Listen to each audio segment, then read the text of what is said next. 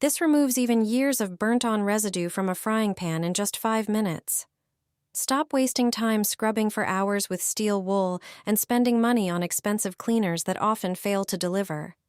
Even a heavily burnt pan covered in grease and dark buildup can look almost new again. Start by generously covering the surface with baking soda. Baking soda helps loosen burnt-on grime and break down stubborn residue. Next, sprinkle a generous amount of salt over the top. Salt acts as a natural abrasive and helps lift dried-on dirt from the pan. Then add plenty of dish soap. It cuts through grease and helps the other ingredients penetrate deeper into the buildup. Cover everything with several paper towels to keep the mixture moist. Now pour plenty of vinegar over the towels.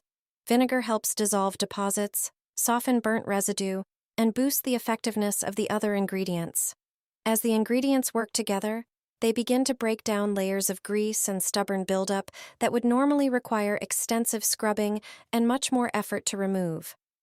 This simple combination creates a powerful cleaning effect using products that most people already have at home, making it both convenient and budget-friendly.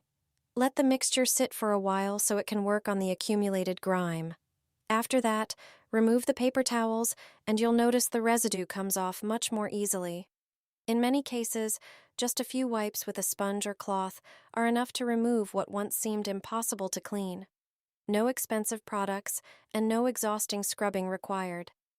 With these simple steps, your frying pan will regain its shine and look almost like new again. You've been doing it wrong your whole life.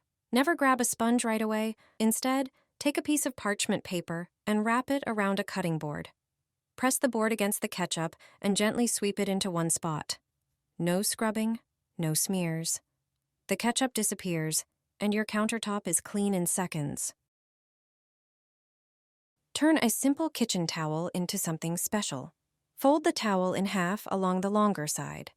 Now fold one edge toward the center and repeat the exact same steps as shown in the video.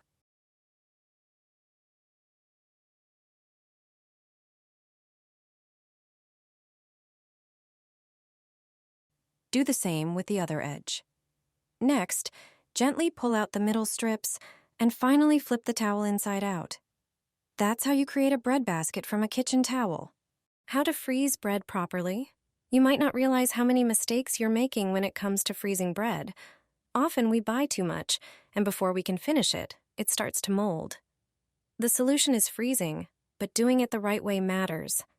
Here's how to effectively freeze bread and avoid common pitfalls to preserve its flavor and quality. Don't store bread in plastic containers. This will cause it to lose its taste and texture, making it far from fresh once thawed. Avoid thin plastic bags as well, because they allow air to collect, leaving the bread less appetizing after defrosting. Also, never freeze bread in plastic shopping bags, such as those used for groceries or vegetables. Instead, try using parchment paper to separate slices. This prevents them from sticking together and makes it easier to remove only the amount you need later. Always freeze bread in small, airtight Ziploc bags to keep air out.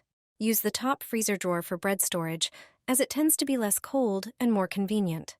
By employing these strategies and steering clear of common errors, you can enjoy your favorite bread for weeks to come. Throw bread into boiling milk. You'll be shocked at what kind of dish you can whip up from this. Take regular bread and tear it into smaller pieces by hand. Then pour 1 liter of milk into a pot and cook it on low heat until it boils. Once the milk boils, add the bread. Cook the bread in the milk for about 3 minutes.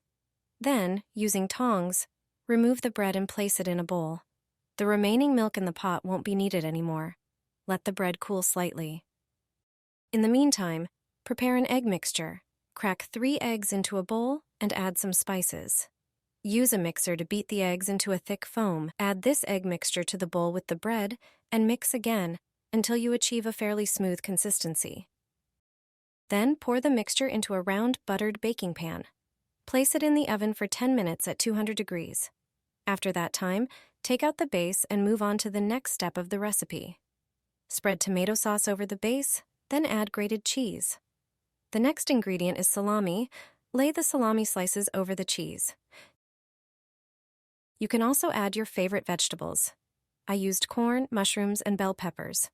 Place the dish back in the oven for about 7 minutes. After that time, take it out and serve it as pizza. It tastes perfect, and you'll definitely make it again. Your tomato paste will never go moldy again. Tomato paste is a versatile addition to many dishes, but unfortunately, it only lasts a few days in the fridge after opening before it starts to mold. I'll show you the best way to store it. Take some baking paper and cut it into equal pieces, preferably squares. Lay one piece flat, then spread 1 tablespoon of tomato paste on it. Place another square of paper on top and press down gently with a glass. Repeat until you've used the whole jar. You don't have to worry about wasting food. This method is quick and easy. Then, place all the paper pieces with the paste into a Ziploc bag and freeze them. Once frozen, the paste can stay fresh for a month or even longer. Just grab a slice from the freezer whenever you need tomato paste. It's the best way to keep it fresh, and you'll never have to throw it away again. Pour water into a bag, and you'll never need to buy ice again. Here's a simple method. Use a standard Ziploc bag. Place the bag under the tap and fill it with lukewarm water about halfway up, and seal it. Lay it flat. Take 2 long toothpicks and some rubber bands. Place 1 toothpick under the bag and the other on top, dividing the bag in half. Secure the toothpicks with rubber bands on the sides. Make sure the bag is tightly sealed. This will help keep the ice block evenly shaped as it freezes. Hold the toothpicks and place the bag in the freezer, laying it flat. Leave it there for about 3 hours. Once frozen, remove the bag from the freezer and check that the ice is solid. This large ice block is perfect for chilling drinks in a pitcher. It's a simple and effective way to cool down when you need it most, keeping you ready for hot days. Freeze lemons and grate them to discover their amazing properties. How do you use lemons? Perhaps, like most people, just for garnishing dishes or adding a slice to your tea? Or maybe you squeeze the juice and mix it with water? If you think drinking lemon juice is enough, you're mistaken. Lemons have so much more to offer. Few people use them to their full potential. It's time to change that. Freezing lemons will provide extra benefits. A frozen lemon retains all its properties and more. To freeze a lemon, first wash it. Fill a bowl with water and add apple cider vinegar. The vinegar will remove toxins from the lemon. Wash the lemons, then dry them. You can let them air dry for a few hours, then place them in the freezer. The next day, remove them and grate them with the peel.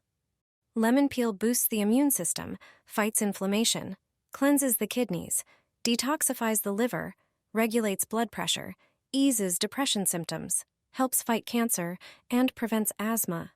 Instead of just drinking lemon juice, try making smoothies with the whole lemon, including the peel. Grate the entire lemon, seeds and all, and transfer it to a jar. Seal it and store it in the freezer. This is the best way to keep it. Use it as an addition to cocktails, desserts, breakfast cereals, or meals. It's excellent for strengthening, cleansing, and detoxifying your body.